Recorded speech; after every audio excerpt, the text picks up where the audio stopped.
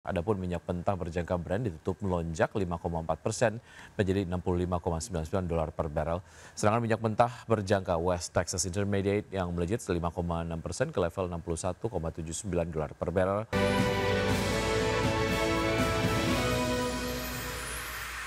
Harga minyak melambung lebih dari 5% pada perdagangan di hari Kamis ke level tertinggi dalam 2 pekan setelah Amerika Serikat menjatuhkan sanksi terhadap dua raksasa energi Rusia yakni Rosneft dan Lukoil dan sebagai respon atas perang yang masih berlanjut di Ukraina. Langkah tersebut memicu perusahaan energi di China dan India mempertimbangkan pengurangan impor minyak Rusia. Adapun minyak mentah berjangka Brent ditutup melonjak 5,4% menjadi $65,99 per barel. Sedangkan minyak mentah berjangka West Texas Intermediate yang melejit 5,6% ke level $61,79 per barel. Kenaikan tersebut merupakan lonjakan harian terbesar sejak pertengahan Juni dan sekaligus penutupan tertinggi sejak 8 Oktober.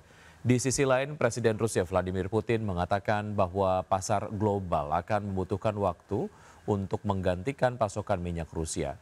Sementara itu, Menteri Perminyakan Kuwait menyatakan bahwa organisasi negara eksportir minyak atau OPEC siap mengimbangi potensi kekurangan pasokan dengan membatalkan sebagian pemangkasan produksi.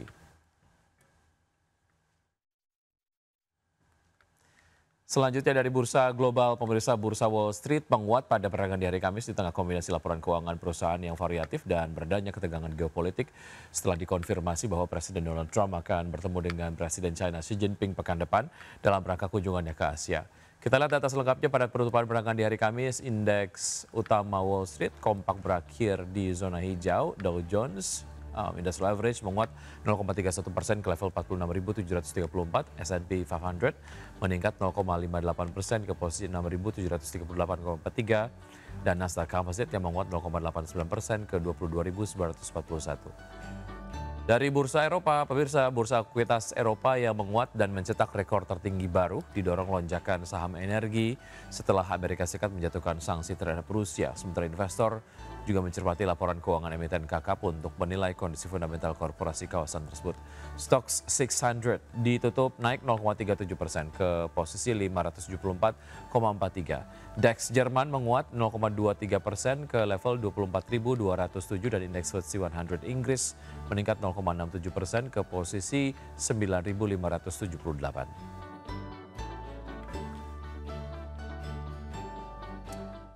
Ya, untuk berbincang pagi hari ini kita sudah terhubung bersama Mas Christian Sitorus, Research MNC Sekuritas. Selamat pagi, Mas Christian. Halo, selamat pagi, Mas. Baik, terima kasih sudah bergabung bersama kami di Market Plus. Mas Christian, semoga sehat selalu. Kalau kita bicara mengenai pergerakan dari IHSG yang menguat cukup signifikan, yang mencapai rekor intraday terbaru, apa sebetulnya yang menjadi penopang ataupun faktor utama menguatnya IHSG kemarin, Mas Christian?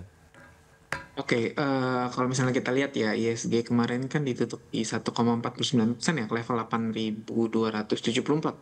Nah, tercatat juga di situ net buy-nya itu udah mulai kembali itu di sekitar 120 miliar nih. Dan ini membalikan koreksi tajam. Nah, kalau misalnya kita lihat sebenarnya kenaikan ini bersifat broad base ya. Dengan itu tercatat ada sekitar 405 saham itu menguat dan nilai transaksi itu juga tercatat 16,4. Nah, ini menunjukkan adanya technical rebound nih disertai dengan akumulasi dari para investor baik itu retail dan juga institutional investor. Nah, indeks juga kita lihat menguat di tengah bursa Asia lainnya yang ditutup cukup bervariasi ya, didorong oleh rilis data M2 money supply itu yang tumbuh 8% di September kemarin dan juga ini kan udah akan masuk ke third Q 2025 result ya dan ini ekspektasinya yang cukup solid nih dari emiten-emiten khususnya emiten-emiten big caps ya dan mungkin penguatan ini juga merefleksikan itu adanya bargain hunting ya pasca koreksi dari beberapa hari berturut kemarin nih di mana investor shifting dari saham-saham yang teknikal kembali ke saham-saham fundamental dan memanfaatkan valuasi yang cukup menarik lah. Kita bisa bilang valuasinya cukup terdiskon lah untuk saham-saham berfundamental itu saat ini. Oke, artinya memang ada beberapa faktor terkait dengan eksternal dan juga mengenai earning season ataupun mungkin laporan keuangan yang mungkin dinilai sebagai sebuah momentum yang nampaknya akan ada penguatan begitu ya, ataupun mungkin optimisme terkait dengan perbaikan kinerja dari emiten-emiten yang melantai di Bursa Efek Indonesia. Artinya possibility untuk window dressing sudah mulai terasa menurut Anda, Mas Christian, atau seperti apa?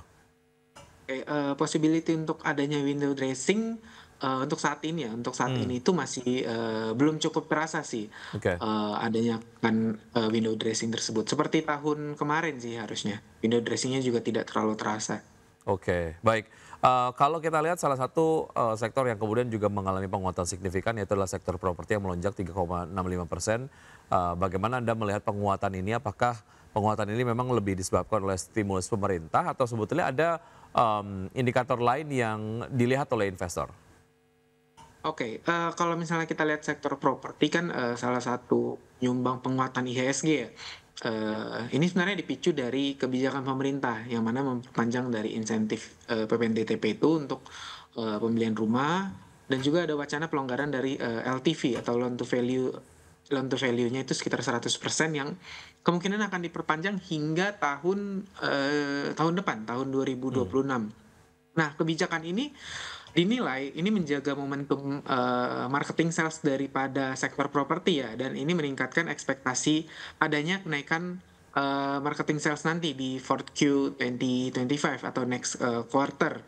Nah, selain itu juga adanya turun, yield obligasi ini mendorong optimisme.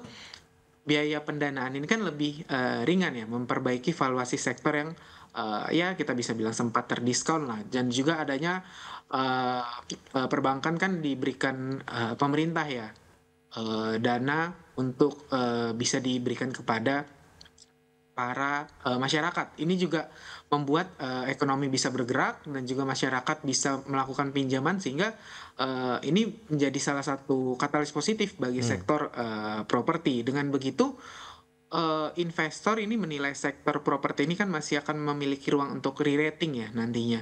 Dan terutama adanya kebijakan fiskal, pro-growth dari pemerintah yang sekarang yang diekspektasikan akan, terus berlanjut seperti itu. Oke, apakah ini juga berbarengan dengan valuasi dari sektor properti yang kemudian dinilai memang murah sekali sehingga untuk investor yang kebetulan punya modalnya untuk bisa masuk ke sektor properti pada saat ada momentum ini bisa masuk banyak begitu. Seperti apa Anda melihat valuasi dari sektor properti ini, Mas Christian?